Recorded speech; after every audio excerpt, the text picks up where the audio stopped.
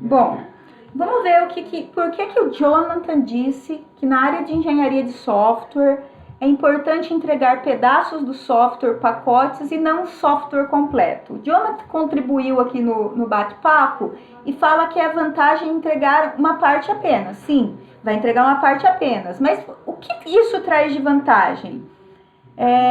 Sai mais barato e o foco do desenvolvimento, ótimo. O custo não vai interferir, tá, Jonathan? Mas o foco no desenvolvimento, sim. Boa dica. Então, toda a equipe está focada naquele módulo, o que dá maior qualidade no software. Boa! E uma outra coisa que talvez vocês não consigam mencionar é o fato de correção de erros. Um software, quando antes de ser entregue, ele vai para uma bancada de teste. Então, antes de o cliente receber o produto, ele ficou em bancada de teste, que é um profissional de software muito requisitado, analista de testes. Ele fica em bancada de teste, sendo testado ou de forma manual ou de robô de teste. Então, esses robôs de teste, eles ficam simulando utilizações do sistema e com isso se dá erro. O produto é remanufaturado, corrigido, antes de ser enviado ao cliente final. Isso é ótimo, porque pequenos trechos são corrigidos pontualmente e entregues sem erros. Já se você entregar um produto imenso, completo, imagina a chance de quantidade de erros que ele vai dar lá no final. E isso é grave, porque um erro de um módulo interfere na funcionalidade de outro módulo. Então, continuando aqui a apresentação, Por isso, a área de desenvolvimento de software passa a ser algo complexo. Ela precisa, de fato, compreender a complexidade do produto e, por isso, a necessidade de uma equipe multidisciplinar. Eu preciso entender o que é o produto, dominar aquele assunto. Imagina você criando um software para a área médica hoje. Inclusive está saindo muito aí, O Ministério da Saúde tem lançado plataformas para cadastro e agendamento de vacinação. Imagina você se lançar a desenvolver um software que você não conhece o produto. Então, eu preciso de um profissional que entenda do produto, do negócio. Esse cara se chama analista de negócios. E ele precisa entender, de fato, a complexidade desse produto, para que ele possa se comunicar de forma adequada, para que ele possa estar em sincronia com as outras atividades que estão desenvolvidas em paralelo. Sabe um profissional que está super em alta hoje? Um profissional que é bom de negócios. Esse profissional que é bom de negócio, o que acontece? Ele consegue ir até o cliente, entender a necessidade do cliente e consegue voltar e se comunicar com o programador, que não é uma tarefa muito fácil. A forma de pensar nossa, de analista de sistema, de desenvolvedores, de profissional lógico, é muito diferente de quem está lá na ponta vendendo software. Então, esse profissional que consegue se comunicar com a equipe técnica de desenvolvimento, com os gestores de software e consegue se comunicar com o cliente, levantando de fato as necessidades do cliente e entendendo o que é possível ou não fazer em termos de desenvolvimento de software, é um profissional super em alta. Hoje as multinacionais valorizam muito esse profissional que consegue caminhar nessas duas áreas aí. Lidar com nós, os nerdinhos, e lidar com os clientes. Imagina, é um desafio complexo, Fala sério.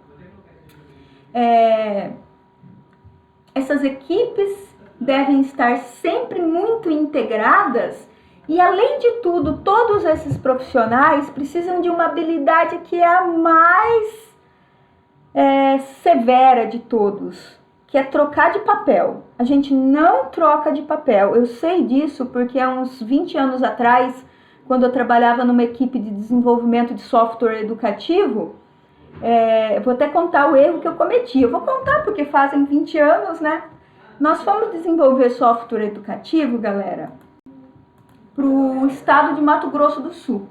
Foi logo que saiu a informática na educação, né? Então nós tínhamos uma equipe contratada pelo estado de Mato Grosso do Sul para entregar pacotes para a área de educação. Só que esses softwares educativos, eles iam ser implantados nas escolas públicas de periferia, com o objetivo de dar um up, né, de trazer, né, a inclusão digital aonde os computadores não chegavam. E foi um projeto delicioso de fazer. Imagina fazer jogo educativo, era uma delícia. E eu lembro que eu estava com um pacote bem grande de software educativo para fazer, fiz e mandei para entrega. E aí nós tínhamos uma pedagoga envolvida. E eu fiz joguinhos muito bacanas, né? Fiz jogos da forca, jogo de 7 erros, jogo da memória, várias atividades, né? Por exemplo, para ensinar matemática, mas em forma de jogo. E aí a pedagoga pegou, né, os meus pacotes para validar e ela falou: My God, como que vou mandar isso para frente, Adriana? Não posso. Eu falei: por quê? Tá tão legal. E eu tinha amor naquilo que eu fazia, gente. Nossa, eu me apaixonava pelo meu próprio produto. Ela falou: Adriana, não posso mandar para frente. Olha o que você colocou aqui. E aí eu colocava algumas imagens, gente. Sabe, no software, no joguinho lá, no jogo da memória, eu colocava bicicleta. Na época, eu colocava um desenho de videogame, desenho de boneca, umas bonecas bacanas que eu encontrava como figuras. Ela falou: você não está pensando no seu usuário. Quem que é o seu usuário? São crianças da periferia. Isso não é verdade para eles. Isso não é a realidade dessas crianças. O que eles sabem? O que eles entendem como verdade? Eles entendem que o brinquedo naquela época, né, 20 anos atrás, era peteca, era ioiô. E aí ela me fez ter o primeiro insight que nós desenvolvedores de software, precisamos pensar como usuário. Olha que louco! Pararam para pensar, gente? Concordam que isso era um erro? O que vocês acham sobre esse erro cometido há 20 anos atrás? Gabi, tá escrevendo aí? Realmente, não é, Gabriela? Então, se eu não conseguisse chegar na realidade daquele público, como que meu software seria emplacado? Não ia ser emplacado. Ok? Então, isso é pensar como usuário. Sim, exato, Gabi. É pensar como usuário. E aí, para demonstrar a importância de você, desenvolvedor de software, pensar como usuário, eu trouxe essa imagem aqui, ó. Esse é o exemplo mais cruel da área de engenharia de software, quando a área de engenharia de software não existia. Está lá a sua vovó materna e a sua vovó paterna. Primeira vez que elas vão usar o caixa eletrônico lá do banco. Aí uma fala para a outra: agora a bicha tá mandando ler o código de barras. De fato, quando saiu esse lance do código de barras aí, foi traumático para os usuários. Os usuários do passado não sabiam usar o caixa eletrônico. E aí tem a outra vozinha aí de vocês, falava assim: o que eu coloco? O que eu coloco? A outra fala: vamos lá, coloca aí um fino, um grosso, um fino, um fininho, um fino, branco, um preto, um grosso e um grossão. Aí arrasaram na leitura do código de barra, né? Fala sério. E era isso que acontecia com elas, com esses usuários que recebiam um produto de software que não tinha sido pensado para eles. Porque a pessoa que estava do lado de cá desenvolvendo o produto eles não tinham esse subsídio, eles não tinham essa bagagem. E eles nem eram culpados enquanto desenvolvedores de software, porque não existia uma ciência que cuidasse disso. Aí as pessoas erraram, criaram produtos desastrosos, como vocês mencionaram nos exemplos dos exercícios, inclusive ótimos exemplos, galera. Criaram softwares desastrosos, softwares que deram errado, software que ninguém pode pensar nisso, mas que levou até a morte. A gente pensa que só só a área de saúde pode levar alguém à morte, a óbito, mas não. Eu posso ter software desastrosos que operacionam uma máquina de, por exemplo, hoje, de oxigênio, que falha, porque é um software que está ali por trás. Então, no passado, os erros eram grosseiros. Aí, as pessoas envolvidas na área de desenvolvimento pensaram numa ciência capaz de dar um norte para os desenvolvedores de software. Aí, com isso, pensando em todo esse dinamismo que envolve a construção, criaram a área de engenharia de software. Então, para que serve a engenharia de software? A engenharia de software, inclusive tem um livro, né? Até cito ele aqui, ó. É o livro mais famoso da área de engenharia de software, é do autor Somerville. Esse cara, ele é muito ferrado. Ele tem os melhores livros da engenharia de software. Eu tenho uma pós-graduação na área de engenharia de software, então eu tive que ler todos os livros desse cara. Os livros dele são desse tamanho aqui. Inclusive é uma área muito teórica, né? E é uma disciplina que trabalha aspectos como organização, produtividade e principalmente qualidade. Então memorizem isso. A área de engenharia de software tem como objetivo organização, produtividade e qualidade. E aí o Somerville, um minutinho que chegou gente aqui na sala. O Somerville cuidou desses livros com muito carinho, né? Então, se vocês forem depois que a gente voltar presencialmente, na biblioteca do IFE, nós temos os melhores livros do Somerville.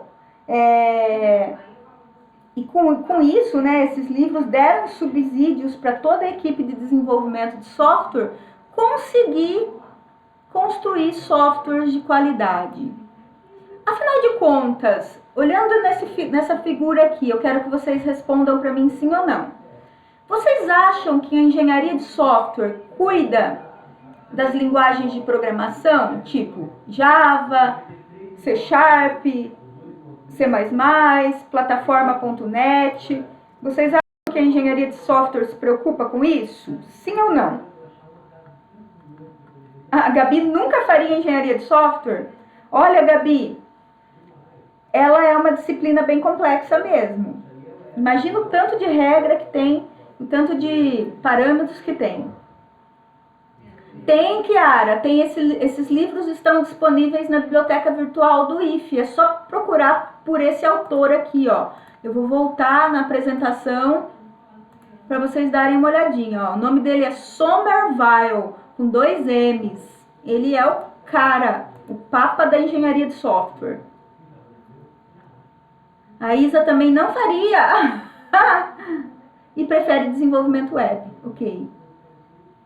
O Jonathan acha que sim, que tem que se preocupar. Perfeito, exatamente. A engenharia de software cuida também dos aspectos de linguagem de programação, porque ela cria parâmetros e diretrizes para te direcionar sobre qual é a melhor plataforma de desenvolvimento para determinado tipo de produto. Então, ela se preocupa, sim, com a área de software, com os programas de desenvolvimento. Muito bem, Jonathan. Assim como cuida das linguagens, cuida das ferramentas. Qual é a melhor IDE? Qual é a melhor plataforma? Ela se preocupa com banco de dados? Sim, se preocupa com banco de dados, se preocupa com as plataformas de desenvolvimento, com processos, com padrões e com qualidade de software. Tanto é que, por exemplo, uma empresa de desenvolvimento de software hoje precisa do selo de qualidade de software.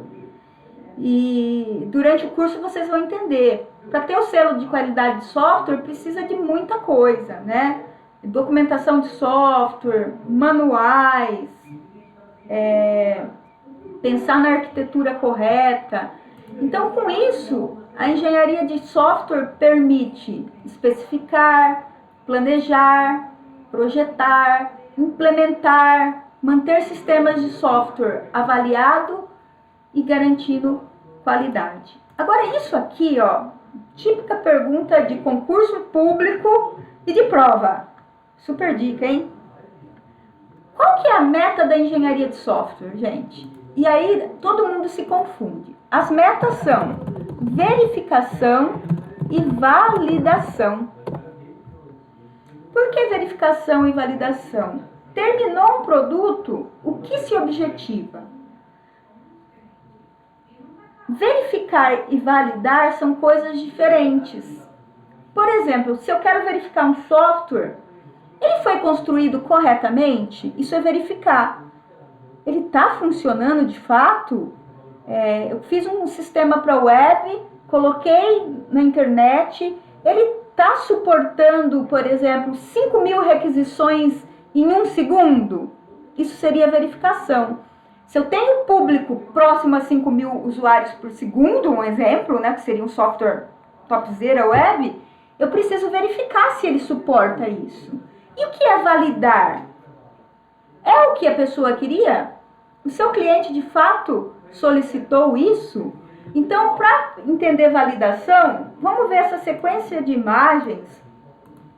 Essa sequência de imagens, gente, ela é muito forte na área da engenharia de software. Inclusive, eu tirei ela lá do Somerville. Olha só, ela chega a ser engraçada, né? O analista foi lá e conversou com o cliente. O cliente falou, eu quero isso. Olha só o que ele queria. Na cabeça dele, gente, ele queria isso. Uma coisa que vocês precisam ter em mente. O cliente, eu vou usar o usuário, tá? Eu vou falar porque todo programador faz isso. O usuário é orelha. Ele não é orelha porque ele é um incompetente. Ele é orelha porque ele não sabe o que está por trás dos bastidores do desenvolvimento de software. E é muito engraçado, né? Pedir para uma pessoa comum, um cliente final, conversar com um desenvolvedor ou com um gerente de software é traumático. Porque a gente aqui atrás entende tudo o que acontece e a pessoa está nos devaneios imensos. Então ela de fato queria aquilo ali, mas ela não sabia explicar. Ela não consegue, ela não tem um nível de diálogo técnico do desenvolvedor. Então o que acontece? Quando ele explicou o que ele queria no projeto, olha o que ele conseguiu explicar. Na mente dele estava isso, ele conseguiu explicar isso. Pior, galera, que é muito real. Esse desenho aqui é uma ilustração, mas é exatamente o que acontece nos projetos de software. Aí o cliente explicou isso, o analista de requisitos, que é o cara que foi colocado ali para fazer essa intermediação, que tem que ser um cara bem acima da média para caminhar nos dois universos que eu falei para vocês, ouviu tudo que ele tinha para falar, ele falou isso aqui, ó, ele falou isso aí, que é um balanço de 3 andares. O cara entendeu isso aqui. Olha como é complexo, a coisa vai se perdendo. Ele entendeu isso aqui. O analista de sistemas, quando recebeu os requisitos, nós chamamos isso de requisitos, especificou assim, balanço prateleira, é isso mesmo, Jonathan, balanço para prateleira. O analista que recebeu a informação do analista de requisitos especificou assim, olha que coisa bizarra, tá vendo? Por isso que tem software Frankenstein, tem software Frankenstein por isso. Caminhou, o programador já entendeu assim, ó. O programador é danado para encurtar o processo, fazer uma gambiarrinha, né? Só que ele entendeu assim, e como ele teve algumas dificuldades de desenvolvimento, desenvolveu o aplicativo assim. Olha a distância que já existe do que o cliente queria e do que foi desenvolvido no aplicativo. É um abismo tecnológico. Aí foi feito um teste de carga. O que é o teste de carga? Aquilo que eu te falei. Esse software, esse aplicativo, consegue receber quantas requisições? Aí mandaram lá a equipe de teste fazer um teste de carga com várias requisições por segundo. Plaf, quebrou o balanço. Ou seja, não deu conta.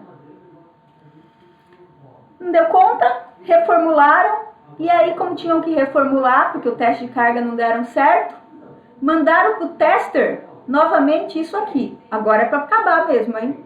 Mandaram uma forca. O cara queria uma balança. Vocês não estão vendo, né? A figura, mas tá aparecendo a figura aí?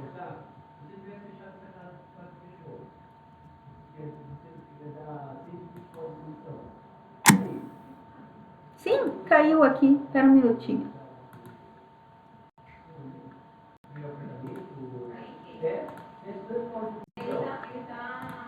Ok. Compartilhar de novo. Ok. Agora estão vendo, né? De novo. Aí mandaram pro cara uma forca. Ok, terminou o projeto, vamos dar o pacote para o suporte instalar no cliente. O suporte que estava meio na pressa foi lá e instalou só a corda. Só que cobrou isso aqui. Não instalou o que o cliente queria. Não instalou o que o cliente... Não dá dando para ver? Não? Aí de novo.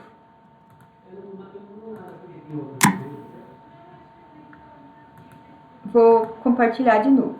Ah, mas não é oficial. Ele vai começar a ter que falar. Eu falei para ele falar com ela. Mas não vai... E agora é o lote, né? É os lotes e... Não, ela tem o... Agora vai. Ela tem a máquina.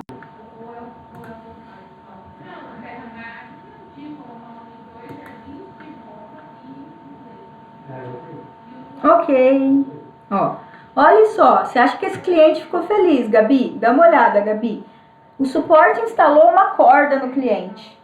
O cliente que queria um balanço de pneu.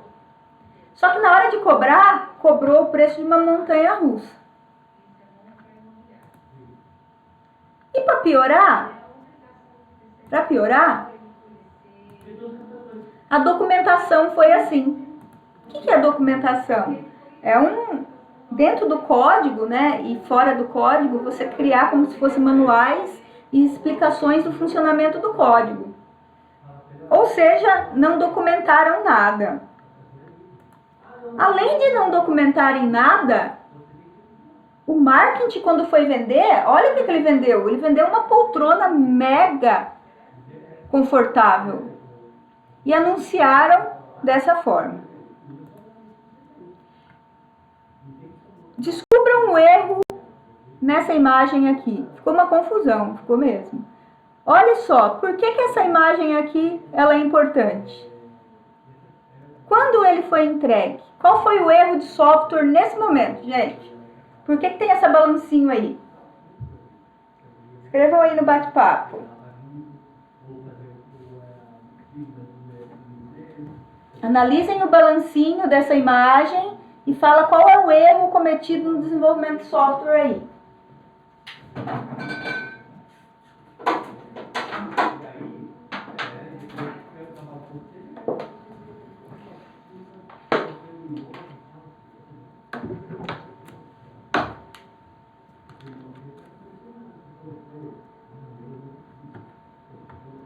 Podem errar, escrevam, não fiquem com vergonha. Eu nunca corrijo de forma grosseira.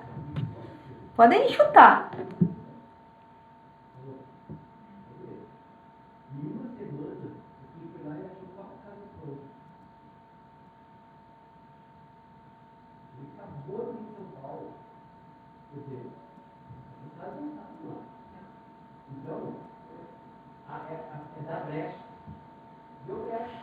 Parece que voltaram atrás no que estavam fazendo e entregaram o que deu para ficar dentro do prazo. Sim, tiveram problema com o prazo, exato, Jonathan. A Isa está escrevendo alguma coisa aí também. Vamos ver o que a Isa acha.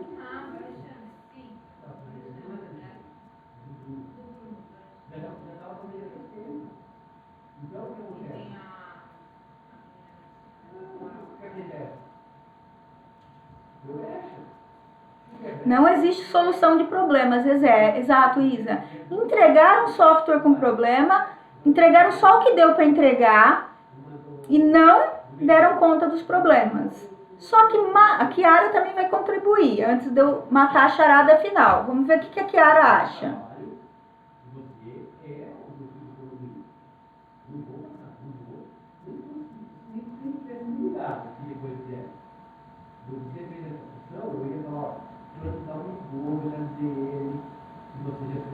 Também, Chiara, não tem solução. Não tem solução porque nem... Mas fantástico, Chiara. Se a própria equipe não sabe o que era para ser feito, como que eles vão achar a solução? E o grande erro aí, Chiara, foi o processo de comunicação. A equipe não conseguia se comunicar. Um bug. Um bug. Telefone sem fio. Um foi falando pro outro. Exato. Boas contribuições. Feliz de ver. Vocês estão pegando a essência da coisa.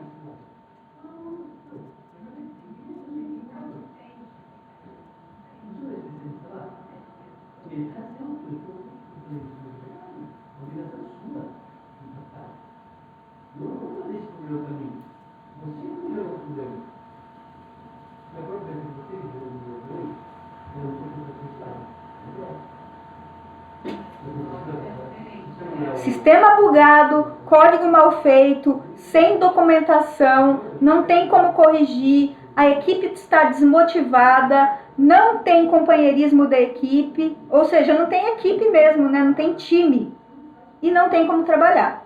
Muito legal. Preço alto, e aí a figura que eu queria fechar aqui com vocês é essa daí, amores. Olha o que aconteceu. Entregaram o projeto no inverno. Quem quer um balanço no inverno para estar debaixo da árvore? Incompatibilidade do prazo de entrega. Todos esses equívocos aconteceram porque nós não tínhamos o quê? As premissas da engenharia de software. Porque se nós tivéssemos essa equipe aí, estivesse trabalhando dentro da engenharia de software, a primeira coisa que eles iam fazer era uma reunião de pauta para definir prazos. Depois de definidos os prazos, eles iam definir os pacotes por ordem de entrada. Qual o primeiro pacote entregue, qual o segundo. Depois, definiria-se custos. Depois, cuidariam da qualidade. Enfim, não existia esse mapeamento da engenharia de software. Se vocês desenvolverem software sem uma ciência que dá embasamento, primeiro que a equipe não funciona, como o Jonathan falou. É uma equipe muito singular, com pessoas muito diferentes trabalhando juntos. E se não tivesse discernimento e essa inteligência para conseguir trabalhar nessa equipe multidisciplinar, vai entregar balanço no inverno. É uma analogia, claro, mas é exatamente isso que acontece. Tratar de produto de software, gente, é um desafio. Por quê? Ele é muito diferente de um produto. A gente considera um produto de software produto também, mas ele está longe de ser um produto. Eu tenho aqui um produto, ó, uma xícara é um produto. Analisar, projetar uma xícara é fichinha, perto de projetar um software. Ele não é manufaturado, ou seja, não tem como criar um modelinho tão redondinho para fazer essa xícara se ele fosse um software. Ele não se desgasta, ao contrário da maioria dos produtos. Então a xícara vai quebrar, a xícara vai ficar velha, a xícara vai desbotar. O software não. O software não se caracteriza por um aumento na possibilidade de falhas à medida que o tempo passa. Ele não vai falhar mais porque está mais velho. Quando você tem uma bicicleta usada, ela não falha mais? O freio para de funcionar, a corrente estoura. Um software, não é porque ele está há 10 anos rodando que ele vai ter mais falhas. As falhas que ele tem na concepção, se não forem corrigidas, elas continuam acontecendo durante 10 anos de vida útil do software. Então, olha a diferença do manufaturado, que é um produto, de um software. Alguns softwares são concebidos inteiramente sob medida, sem a utilização de componentes pré-existentes. Então, quando você cria um produto, né, um produto manufaturado, quem criou uma xícara, de repente, se baseou num copo. Mas, quando eu posso trabalhar num projeto de software, eu pego ele do zero, escrevendo da linha 1 de código até a linha 50.000 de código. Eles podem nascer do zero. Então, eles não têm uma base se ele for um produto muito novo. Enfim. E o preço... Corrente saiu... A corrente sai toda hora, Glaucia? Você tem uma bicicleta que sua corrente sai toda hora? Produto desgastado. É um produto manufaturado. Ai, nem fale, dá raiva, né? Eu gosto de pedalar. E eu tenho cuidado bastante da manutenção da minha bicicleta, justamente para não acontecer isso, Glaucia. Deve ser irritante. Resumindo, amores meus, o objetivo dessa aula era falar sobre a importância da engenharia de software. E a gente fechou comparando por que é tão complexo desenvolver um software perto de um produto, né? Opa, vamos criar um produtinho. É complexo por algumas particularidades. Então agora, como eu tenho uma reunião na sequência, por isso que eu falei que a aula hoje ia ser mais curta, vocês vão finalizar a aula num bate-papo no Moodle, falando exatamente sobre isso. Lá tem o enunciado da proposta de discussão. Eu quero que vocês tentem pensar nessas diferenças. Por que é tão diferente desenvolver um produto de software do que um produto manufaturado? Uma cadeira, uma geladeira, uma mesa? O que passa na cabeça de vocês? E tudo que vocês pensarem, eu quero que vocês coloquem lá no bate-papo. Tá bom, amores? Então, por hoje é só. Eu vou pedir para vocês se organizarem, né, para a semana que vem fazerem a prova que eu vou colocar no Moodle. Eu vou colocar a prova na segunda-feira. Não, na quinta, desculpa. A aula de vocês é de quinta. A prova vai estar lá na quinta e ela vai ficar alguns dias lá para vocês resolverem, tá bom? Então, por hoje é só. Alguma dúvida? Abraço, beijos, fiquem com Deus. Até a próxima. Tchau. Ah, não deem tchau, preciso fazer a chamada. Volta todos. Não vão. Vamos lá. Eduarda sempre presente. Muito bom, Eduarda. A Gabi. É Gabriela e Monique, né? Gabriele Paro. A Gláucia. A Isabela. O Jonathan também ponta firme. A Júlia Barbosa. A Kiara. A Maria Cláudia. O Roberto. O Robert tá sempre aí quietinho, hein, Roberto? O Vinícius. Mais alguém? Eita, tá faltando gente aí, hein? Dandara, hoje ela explicou que não poderia vir. Fernanda não está.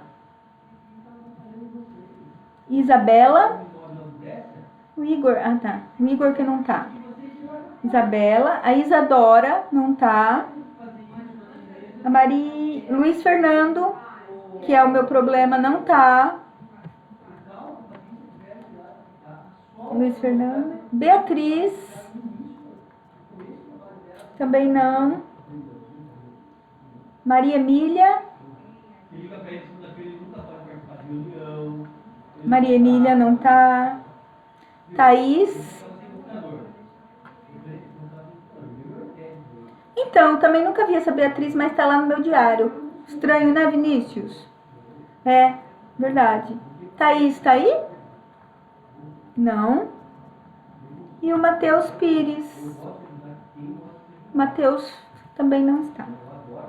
Então é isso, gente. Mais uma vez, parabéns aí para os grupos que ganharam o concurso rápido que nós fizemos. E boa semana para vocês. Tchau. Tchauzinho. Tchau. Tchau, Maria.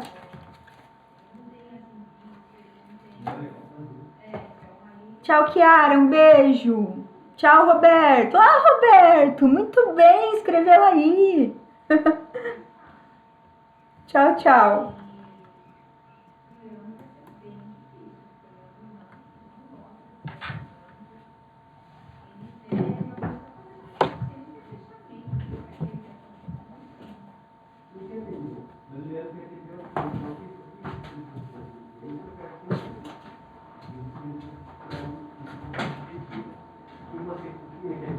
Ele quer, acho que ele quer que você seja a chave dele.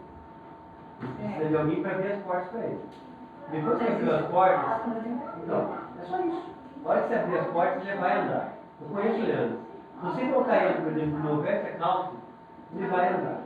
Por que ele vai andar? Porque ele vai começar a ir lá no restaurante, ele vai começar a ir, frequentar as festas. Então, É isso que ele quer. Pedro, Tem a tempo pra isso. Glória, a filhinha da Maurícia, é uma afilhada minha.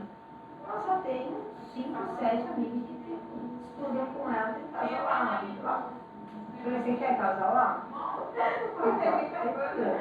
Então, é isso que ele precisa.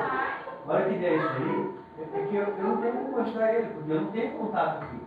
Então, assim, não está me fazendo falta. Então, eu não estou me disponibilizando ele lá, porque a gente está tendo neto. Quando vocês estão muito melhor do que eu vender. Ganho menos? Ganho menos. Mas não é isso que eu quero. Eu quero que a equipe esteja vendendo. Então, eu prefiro perder o. Deixar meu tempo livre para poder fazer fechamento e acompanhamento de todos vocês, porque eu ia estar lá gastando tempo, né? E assim, eu não consigo fazer o método que eu quero fazer, porque eu não tenho essa bala que ele vai ter, né? Eu não posso colocar meu carro, um carro melhor se precisar. Ele falou que vai fazer isso, vai pegar uma dele. Beleza, eu acho que está certo. Tem que fazer, tem que investir. É um caminho? É. Dá certo? Dá. Eu sei que dá certo, já fiz isso, os meninos, os outros gestores fazem isso. Perfeito. Agora, quantos imóveis tem de 15, 20 milhões aqui na Clínica? 15, 20, é um volume muito pequeno.